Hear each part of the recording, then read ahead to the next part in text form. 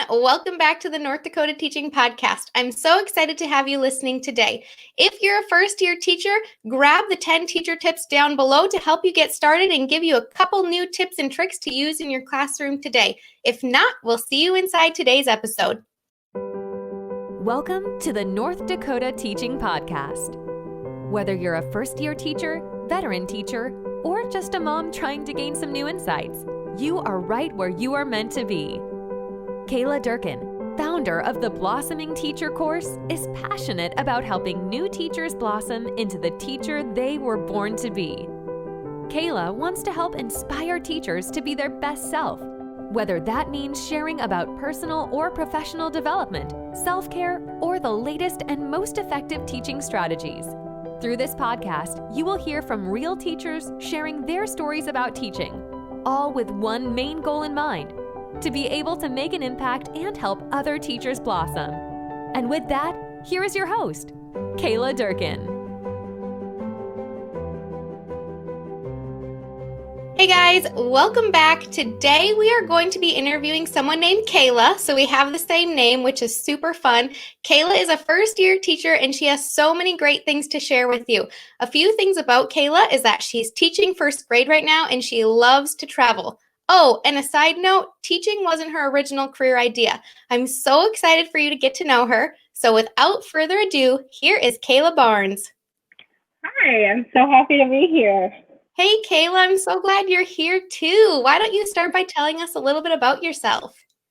So my name's Kayla. I'm a first grade teacher, first year teacher. I live in St. Louis, born and raised. So far it's been a little crazy first year teaching, but so far it's going as smoothly as can be. That's awesome. That's so good to hear. So I know you're currently in the classroom. Have you always been in the classroom since the beginning, or why don't you tell us a little bit about that? Yeah, so our school gave parents the option whether or not they want it to be in person or virtual. So I am in person. I'm always in person 5 days a week, normal school days. I have a co-teacher who is teaching virtual. She has 15 students, I have 10 students, and we try to collaborate as much as possible, which is definitely new. I think it's really cool though. It gives students a little bit different learning opportunities, different ways to collaborate. Breakout rooms are great for building those small groups with projects. But so far, we've been doing great. Trying to social distance first graders is a little difficult, but other than that, it's been great. Oh, for sure. I'm so sure it's hard to keep those kids apart. But having only 10 of them in the room at one time, is that like a dream or what? Oh my gosh, it's so nice. I can get through so many things. We can do so many more things. Since it's been so nice in St. Louis, we've been going outside a lot to do centers or to do different projects. So it's been great. Small groups are awesome. I can get through all of my reading groups in a day. It's great. That's really cool. So if we weren't in a pandemic, would you still have a co-teacher? And in that case, would all 25 kids be in the room with you? Yes. So this is something new my school has started to pick up. It just happened to be also during a pandemic. So in the early childhood building, so that's preschool, kindergarten, and first, every classroom has 2 certified teachers. So hopefully, if we get to all come back in the classroom, it will be me and my co-teacher and all of our kids combined. Whether or not that happens this year, I don't know, but hopefully in the future, it'll be able to happen. That's seriously absolutely amazing. I don't know any building that does that, so that's really cool. And so how big is your building? Like, are you the only first grade teacher or there are others? There are others. So there are 4 in-person teachers, and we have, each classroom has about 10, and then we have 5 online teachers, and they each have about 15. So we have a big school, and that's just first grade. Kindergarten is the same, and preschool has two classrooms. I just can't believe that there are the resources that there can be eight Mhm. eight first grade teachers when there's only 100 students, It's right? yeah, it's amazing. A little over 100, give or take, but yeah, Yeah, yeah, that's it's absolutely amazing. amazing. Is it a public school or a private school? It's actually a charter school. Oh, okay. Yes, So yes, tell us it is a about charter school. that. I so far I've loved it. There's a lot of flexibility in it just because we follow our own curriculum in a way. We have a normal curriculum, but we kind of can bend it and make it our own, which I love. Um, Overall, it's been great, and we have such a diverse background, and the students are amazing. It's just great. No kidding. Gosh. So I learned a ton about charter schools in college and learning about them, they sounded so cool. But of course, being in North Dakota, we're just not there yet. Like Right. we have what they call like an innovation academy, which is like where you apply, but it's not a lottery system. It's more like a Okay. private school, I would say. And Right. so tell us a little bit more about charter schools. Like for people who are listening who don't know anything about them, give us a little bit of background and insight. Yeah. So when I first started teaching, or when I was even applying to jobs, I didn't really know much about charter schools either. We briefly touched them in like my first education class. But we have a head of school. And then within the head of school, we have principals. So we have the elementary school principal, we have a middle school principal. And so my school goes from preschool to eighth grade. Oh, Um, and we have three different buildings. So we have the early childhood building, which is preschool through first. And then we have the elementary building, which is 2 through 5. And then we have the middle school building, which is 6 through 8. So interesting. yeah, it's definitely different. I think one of the benefits of being a charter school, especially now, is we don't have like, I don't know how to word it, but we're not run by a district. So we can really make our own decisions in terms of the pandemic, in terms of whether we want to be in person or go all virtual. We're not having someone tell us what to do. We can do what's best for our students and our staff. And so far, the administration has been amazing. Everyone has been very safe. And for a pandemic, we're doing very well. Oh, that's so good to hear. I'm Mhm. glad to hear that. So, okay, sounds awesome. Is your charter school also with the lottery system? Yes, yes, it is a lottery system, and you can apply whatever grade you want to come in. You can apply. If you have siblings, your chances of getting into the school are higher. Okay. But it depends on the area. Like I have two new students in my class that are new to the school. The rest of the students have been there since either preschool or kindergarten. Oh, that's so Mhm. neat. Thank you for sharing a little Yeah, bit of about course, that. We haven't had of anyone course. from charter school on yet, so really, really cool. So, I did mention in the intro that you actually weren't going to go into education. So, tell us your background on that. Yes. So when I was touring colleges, I went through a couple different phases. I originally looked at nursing school, but science is not my strong suit. So then I originally decided to go in and major in accounting. I was accounting my freshman year, and I took a couple accounting classes, and that was just not my thing.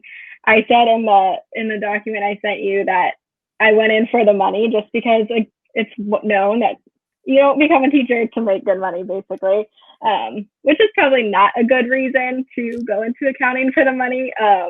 But I hated it. It was terrible. I was not good at it. It was boring. So I've always wanted to be a teacher. Like growing up, I would play school with my siblings and do anything like a teacher would do. I thought it was fascinating. And so I took a class. I had some friends that were education majors as well, and I loved it. I loved everything about it. And I fell in love with it. So I decided to change my major, and totally okay to change major. Everything will work out. It is okay. And it's paid off. I can't imagine doing anything else. Ah, I'm glad to hear that. I'm glad to hear that you were willing to take a risk and willing to go off the Mhm. path that you thought maybe was your original plan. So I'm For glad you sure. made that change. And so now that you Yeah. are a teacher, I know you've only been teaching for a couple months now, but what's been Mhm. your favorite part?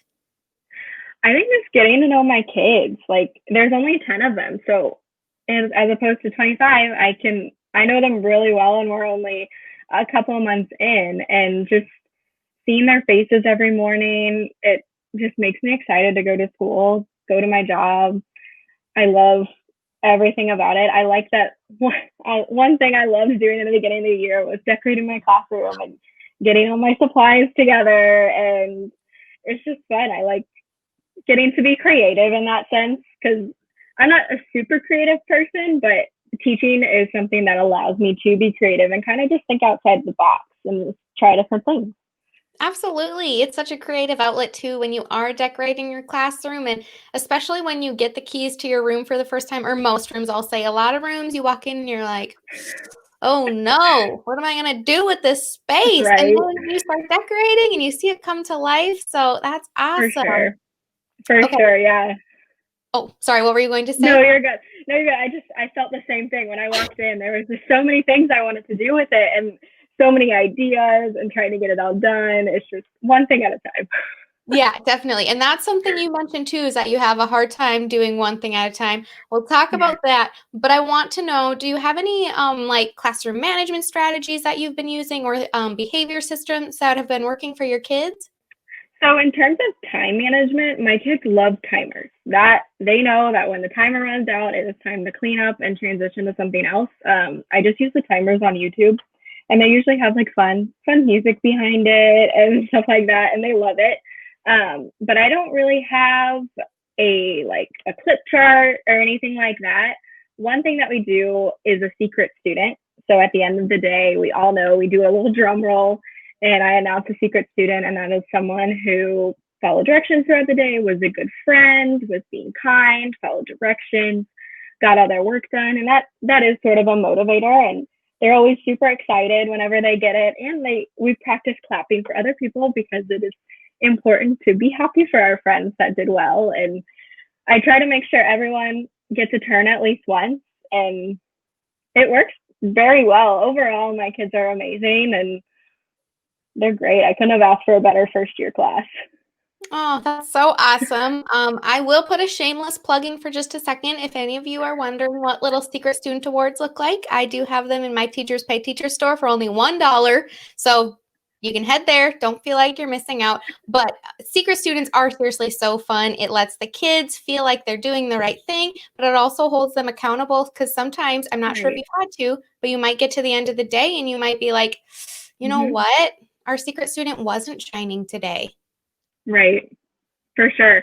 And even throughout the day, like I'll say, like, I don't even know who my secret student is yet. Like I'm still looking for one, and that'll usually help them like correct whatever they're doing and make sure they're listening, and because they always want it to be themselves. And it's just it helps. It's a little good reminder, and nothing too crazy, and it's nothing that is a lot of work on myself either. So I think that was a big thing that I was looking into when I was looking for classroom management, different types of classroom managements, that I didn't want it to be a lot of work on myself, because we always say work smarter, not harder. And this is definitely one way to do that. And the kids love it.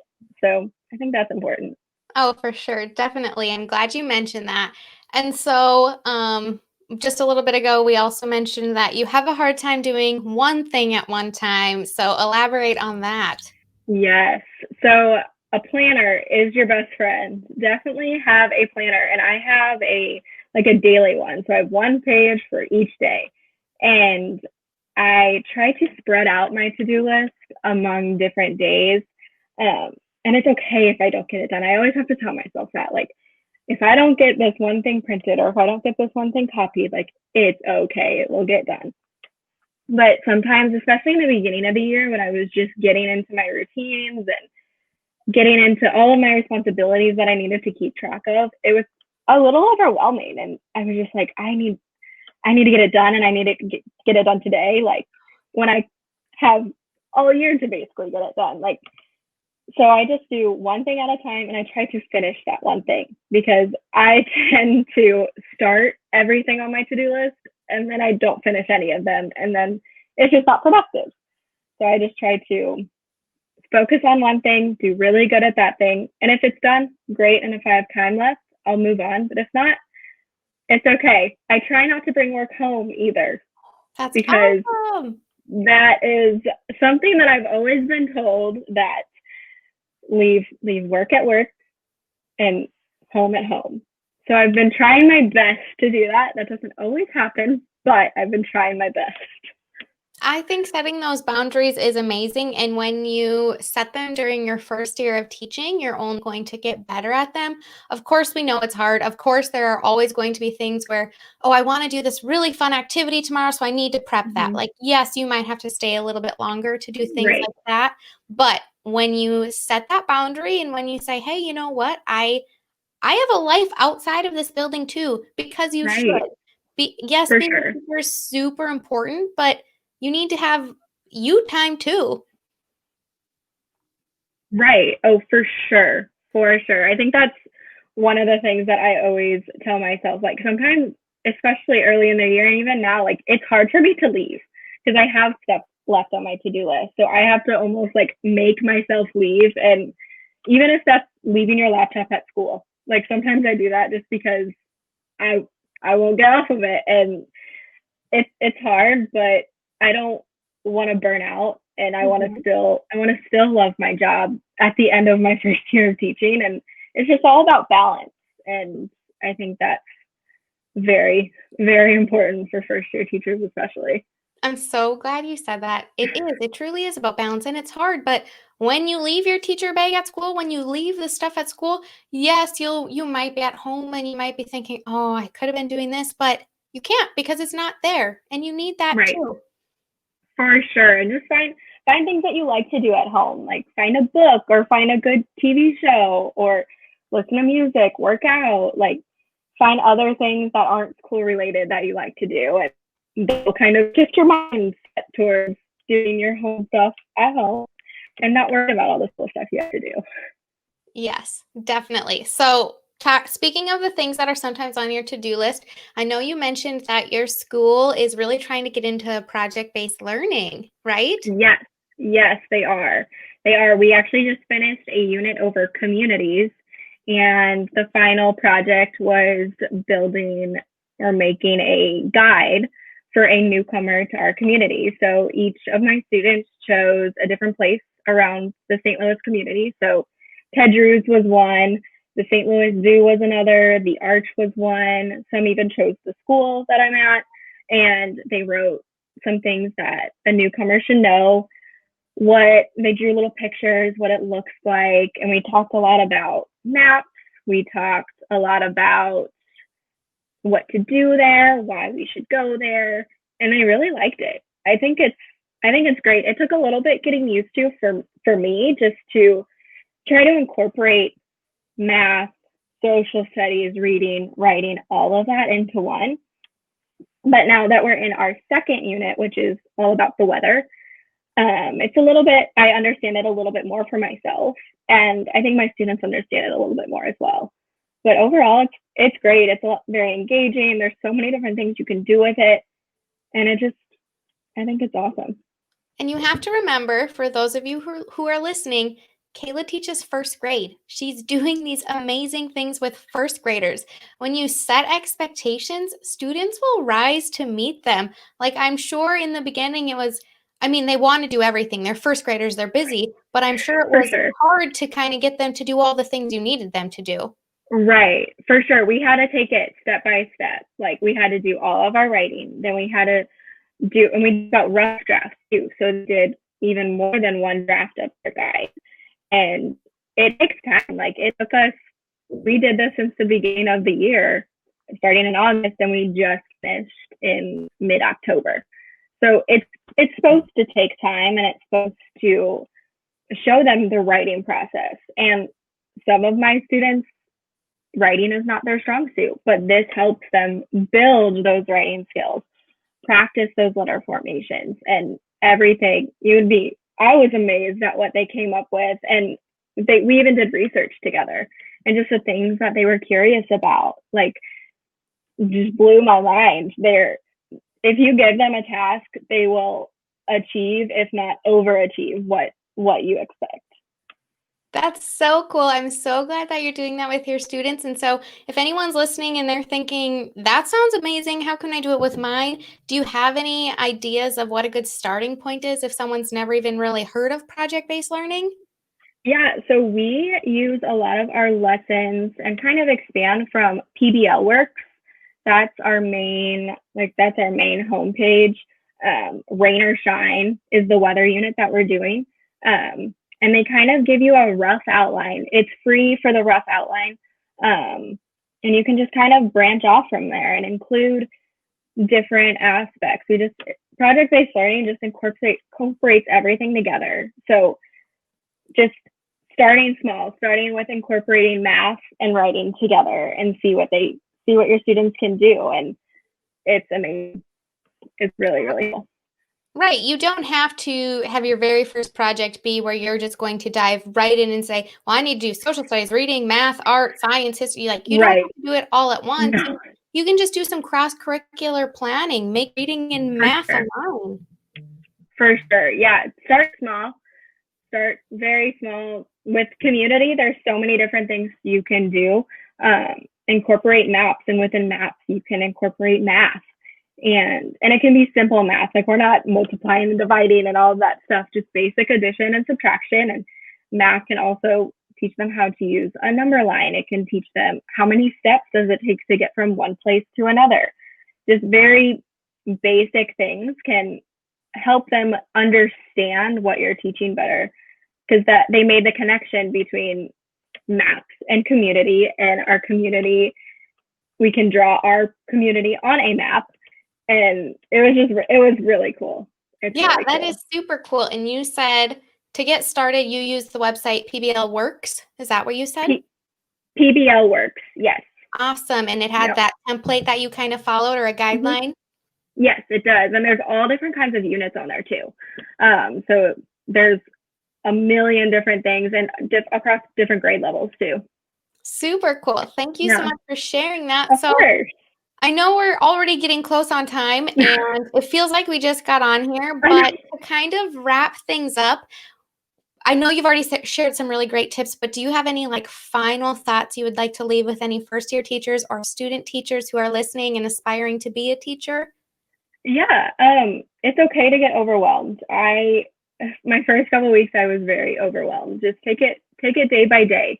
I think the best thing you can do in your classroom is to build relationships with your students, because that's why you're there. You're there for your students. Yes, curriculum is important and it needs to be included, but in order to teach, your students need to be able to respect you, and vice versa. And if they don't respect you, they won't learn from you. So we, in the first couple weeks, we take the 2 weeks to really build relationships with our students. See how they learn. Are they a visual learner? Are they a kinesthetic learner? How do our students learn best? And also, we pointed this out a couple months ago at school. And what is their love language? Like, how do your students receive and give love? Because that will show you so much about your students. And the more I've been observing, the more I've noticed it. And you don't need to ask them, like, what is your love language? Just by observing them. Watch your students. How do they interact with each other? How do they interact with you? Can tell you a lot. And I think it's very important. I think that's really powerful. I know we do love languages with a lot of our relationships, especially when you think of Mm-hmm. like your spouses and stuff like that. Right, But I for don't sure. know if there's a lot of teachers who incorporate that into the classroom. And I love how you Yeah. said you don't need to ask them, you just need to Mm-hmm. observe them. You need to pay Right. attention to those little fine details. For sure, 100%. And like, I never really thought about it with my students either, but it it can tell you a lot about them, and it helps you build that relationship too if you're showing them love the way they want to receive it. Oh, Kayla, I absolutely love that. I think anyone who is listening today is 100% going to leave here thinking, okay, I need to go on the PBL Works website. I need to make sure that I'm looking up this and that. Oh, what about secret students? Like, you gave so much knowledge in our short, well, it's already been 25 minutes, which is crazy. So I think You did a phenomenal job today. Everyone who is listening, I know they're blessed to have got to hear you speak. So thank you so much for being on the Of podcast course. today. I seriously think there's going to be a lot of teachers who are leaving with just great information to start or implement or to think about if they haven't became a teacher yet. That's awesome. I'm happy to help. We gotta be a team here. Gotta work together. 100%. So if there's anyone listening who wants to check you out, wants to get to know you, wants to ask questions, how can they find you online? So my teacher Instagram is Growing Through Learning, all lowercase, no spaces. Perfect. So if you want to find Kayla, look up Growing Through Learning, and you'll be able to add her as a friend and get to know her a little bit more and even get a peek at all of her really cool travel adventures that she's been on too. Yes, for sure, for sure. All right. Well, thank you so much for being on here today, Kayla. It was seriously a pleasure. Yes, thank you so much for having me. It was so much fun. Okay, bye. Bye. Thank you so much for listening to this episode of the North Dakota Teaching Podcast. If you're enjoying the show, please feel free to rate, subscribe, and leave a review wherever you listen to your podcasts. We really appreciate that effort. Be sure to tune in to the next episode for more teaching tips to make an impact. Until next time.